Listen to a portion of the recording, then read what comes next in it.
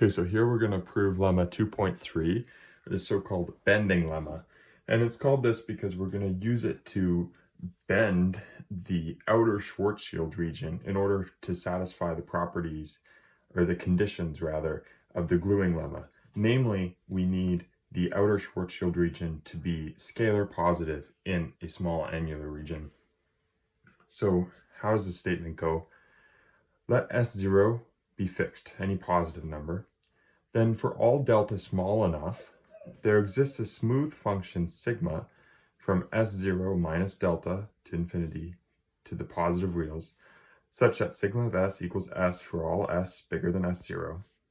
Sigma is monotone increasing, and the metric sigma S squared, G star plus DS squared, is scalar flat when S is bigger than or equal to S0. And this is clear, I can talk about that in a moment, and is scalar positive between S minus delta and S0, or S0 minus delta, sorry. And now why do I say this is clear? I say this is clear because of condition 1 and the fact that the Schwarzschild metric is scalar flat. So condition 1 says sigma of S equals S. So in other words, this metric is exactly the Schwarzschild metric after S0. So let's begin the proof. We'll start with a fact similar to one we've already seen. And that's that the scalar curvature of a metric of the form f of s squared, or g star rather, plus ds squared, a metric of this form, the scalar curvature, is equal to 2f to the minus 2, 1 minus f to the minus 2, f prime squared, minus 2f inverse, f double prime. And now why do I say this is similar to a fact we've seen before? Well, you could see that r being positive is equivalent with f double prime being less than capital omega of f, where this was seen in the previous lemma. So you can pause to figure that out if you wish. So we need to ensure that basically this is always going to be positive, so we need to ensure that this guy is going to be positive. So let's write that out. That's 1 minus u of m to the minus 2. Let me write in the argument. Sigma of s d by ds u of m sigma of s squared minus 2um sigma of s inverse, second derivative,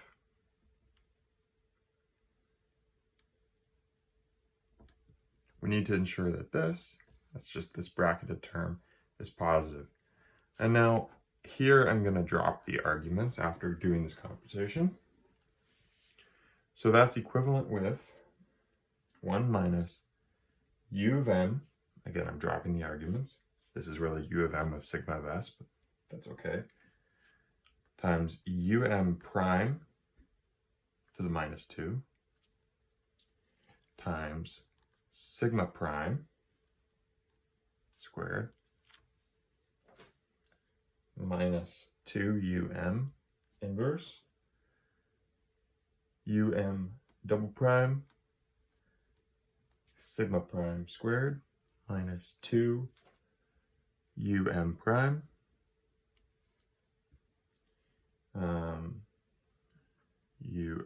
inverse sigma double prime, this quantity being positive. Now I'm going to just slightly rewrite this in a way that's going to be more useful to us. This is seen to be equal to, what I'm just going to do is basically add and subtract a quantity here and then pull out this sigma prime squared term. And so then we're left with a 1 minus minus 2 prime minus 2 minus 2 inverse double prime minus 2, and then this term, 2 inverse prime sigma double prime. Sorry, as I run out of space here.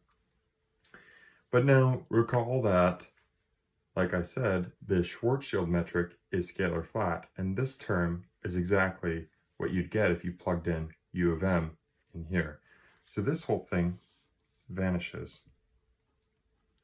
So this is equivalent with, let me just write it out for clarity, sigma prime squared minus this term, 2 inverse prime sigma double prime being positive.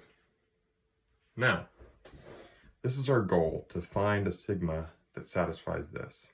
And we'll do it by finding a function to fill in the role of sigma prime and then integrating, or just solving the ODE. So let theta, defined on S0 minus delta, infinity to R, be defined as sigma of S is going to be equal to, well, it's going to be 1 if S is bigger than or equal to S0. And we want it to be 1 plus e to the minus 1 over S minus S0 squared for S, well, in S0 minus delta to S0. Now note that theta is smooth. And solve, like I said, solve the differential equation. Theta equals sigma prime and sigma of S0 equals S0. Now, then what do we know? Well, since sigma of S0 equals S0 and theta, its derivative, is equal to 1 beyond that, then we know that sigma of S equals S for all S bigger than or equal to S0. So that's condition 1. We know sigma prime equals theta is bigger than 0, so it's monotone. And so it's just condition 3 we have to worry about. In other words, is this condition satisfied?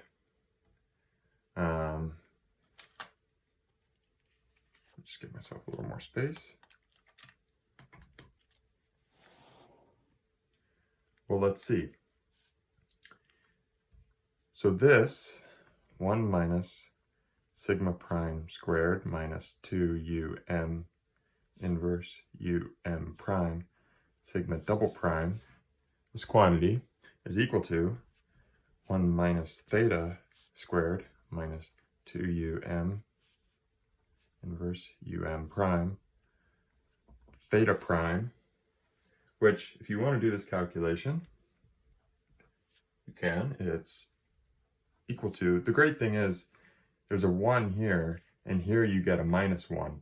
So every other term has this e to the minus 1 over S minus S0 squared out front.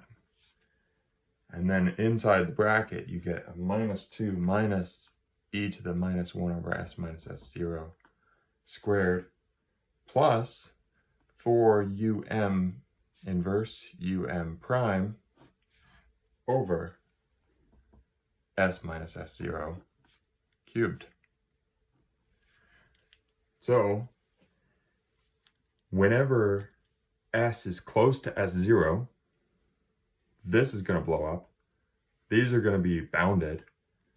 And each of these, as long as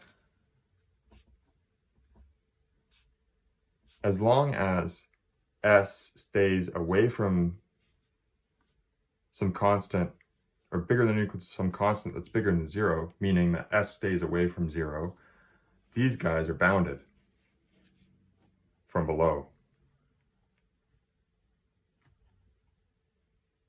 In particular, is always bigger than or equal to 2m, and prime is going to be positive, and it's bounded away from 0.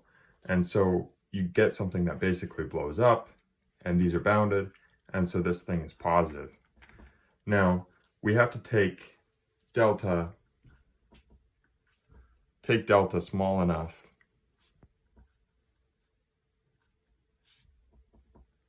such that, well, this term is positive, such that this holds true.